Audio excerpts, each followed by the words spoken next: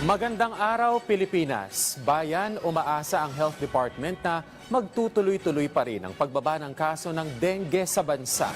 Nangangamba kasi ang ahensya na may epekto sa kaso ng dengue ang malawakang pagbaha sa maraming panig ng bansa dahil sa magkakasunod na bagyo. Yan ang sentro ng balita ni Bien Manalo live. Bien? Kenneth, Denise, bagamat bahagyang bumaba ang naitalang kaso ng dengue nitong mga nakaraang linggo sa paghagupit ng mga bagyo, paalala ng Department of Health sa publiko na huwag magpakampante at sa halip ay panatilihin ang kalinisan ng kapaligiran para makaiwas sa nakamamatay na sakit. Nababahala si Gina Briones sa mga naitatalang kaso ng dengue sa ngayon, lalo pat madalas bahain ang kanilang lugar sa barangay Tandang Sora sa Quezon City. Nalubog sa baha ang kanilang bahay sa paghagupit nitong mga nakaraang bagyo.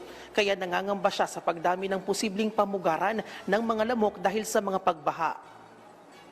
Yung mga flower base namin dito, pinapalitan namin araw-araw kasi alam naman namin na doon nag-stock up yung mga ng lamok, yung mga egg, tapos magiging lamok. And then, nag-spray ko po kami sa mga ilalim ng bahay. Check namin yung mga madidilim na check po namin yon. Nag-spray po kami.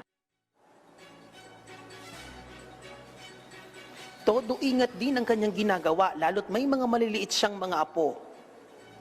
Yung mga apo ko po, meron po silang off-lotion na nilalagay para protektahan yung pagkagat ng lamok. Tapos sa gabi, nakapajama po sila.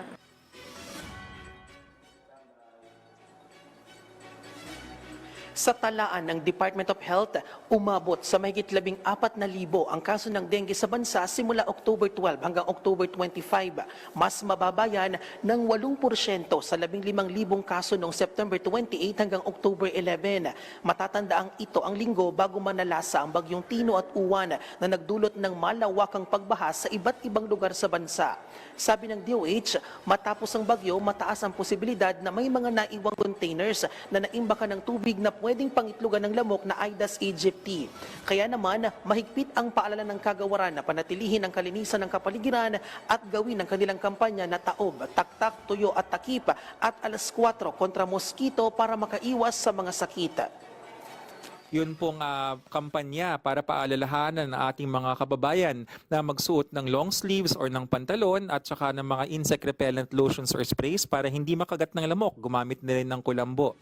At para paalalahanan ang mga nakakaramdam ng may lagnat na mataas ang temperatura, 40 degrees pataas, o kaya mga pananakit ng ulo at pananakit ng tiyan na kumonsulta ng maaga para maagapan.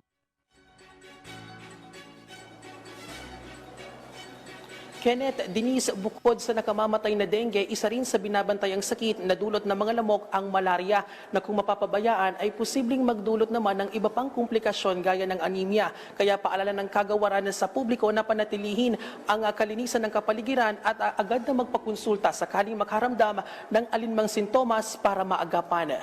At yan ang update. Balik sa inyo dyan sa studio. Maraming salamat, Bien Manalo.